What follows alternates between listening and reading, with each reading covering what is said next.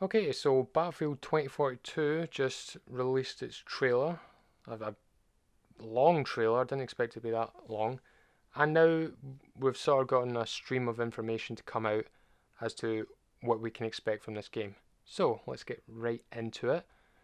So there will be no single player campaign, which is good in my opinion. Instead, the multiplayer will have some narrative events through it.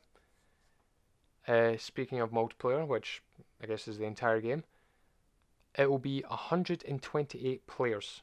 So 64 versus 64 on PC and new gen, so PS5 and Xbox Series X and S. It will be limited to 64 players in old gen, so Xbox One, PS4. Levolution is back. Some events are scripted but can happen dynamically. The one that you can see in the trailer is the tornado, which can show up in multiple maps, and its path can be completely random, and you can be sucked into it, and you can be crushed by debris. So that is going to be so exciting to play through. Like, I can't wait for that. Battlefield 2042 will have the biggest maps ever for Conquest and Breakthrough. There'll be 7 maps at launch, and a lot of these maps look very familiar, or at least are given classic vibes to me. So one very much looks like Davenant Peak, another looks like North Shore Canals, so it looks like they're picking and choosing from sort of the best of Battlefield in the past, which is good. So yep, Conquest and Breakthrough are confirmed to return. No word on Rush or Team Deathmatch yet, but I'm sure they'll have them. Conquest has changed a bit. So instead of just big map with like 5 or 6 flags to go capture, the map is now broken into sectors, and then every sector will have multiple points that you need to capture in order to capture that sector. So we could be in sector 1 and there's a point A and B in sector 1, and we need to capture both those points to secure sector 1. So that seems a bit crazy. Like, I wonder, oh, that's gonna be hellish. Like, in a good way. Like the focus combat and that is going to be good, and the flanking is going to be good. I'm really looking forward to see that. There's a new squad-based mode called Hazard Zone, which is not a battle royale. Apparently, DICE are trying to stress that. It's said to be very different from Conquest and Breakthrough, and distinctly DICE, whatever that means. And there's a third multiplayer experience that is being developed by DICE LA that will be revealed at the EA Play event on July 22nd. It's said to be a love letter to Battlefield, and that longtime fans will feel right at home and they will love it. And again, this third multiplayer experience is not a battle royale, so I don't know what to expect from that. The traditional classes of Assault, Engineer, Support, Recon, they are now gone, replaced by Specialists. So these are unique characters with their own special gadgets, and they can use any weapons. Kind of think of it as like the operators from Rainbow Six. So there's going to be 10 at launch, and then there's going to be 4 more added over the year. We only know of 4 specialists so far. One has a turret, one has a revive dart gun, one has a grapple hook, and one has a drone. But of those 4, it's like they are still split into the classic classes. So the turret guy is clearly the support guy. The revived dart gun is clearly the medic assault class. Grapple hook is clearly engineer, and then the drone guy is clearly a sniper. So they are still in there. You can still play as your class. So for me, example, like I always played support, but as you know, if you play a certain class, you're limited to certain weapons. So as a support, I could only use light machine guns and shotguns and some other weapons.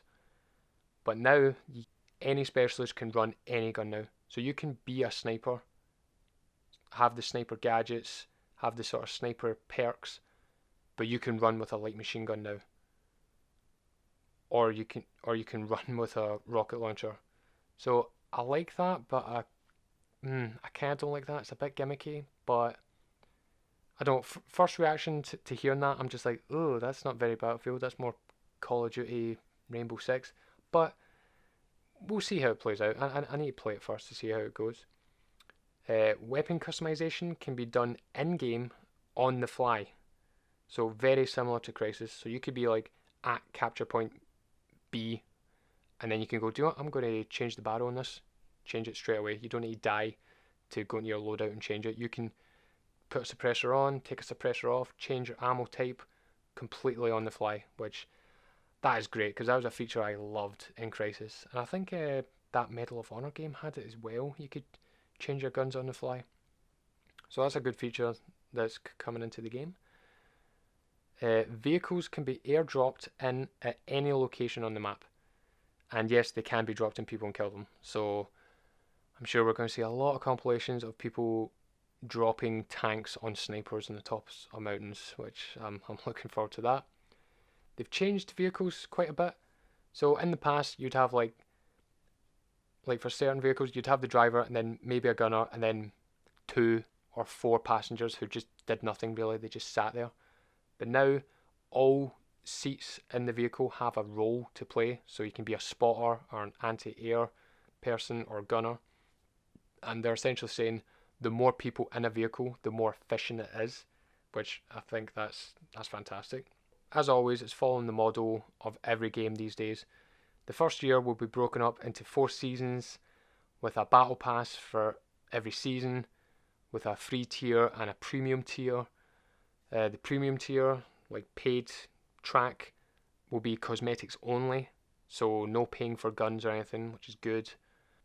And we will get our first true gameplay reveal on Sunday the 13th of June, which just so happens to be when the Xbox E3 conference is.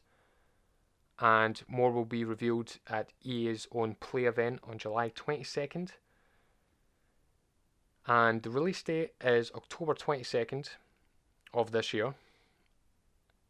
And you can pre-order to get early access on October 15th, which I'll probably do, not going to lie.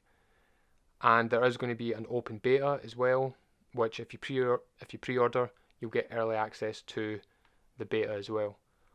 Overall, I'm impressed by what I saw. The trailer was crazy. Like it was really living up to those only in Battlefield kind of moments, like those crazy like stuff that you see in Battlefield games, like flying up in the jet, jumping out, rocketing another jet, and then jumping back in.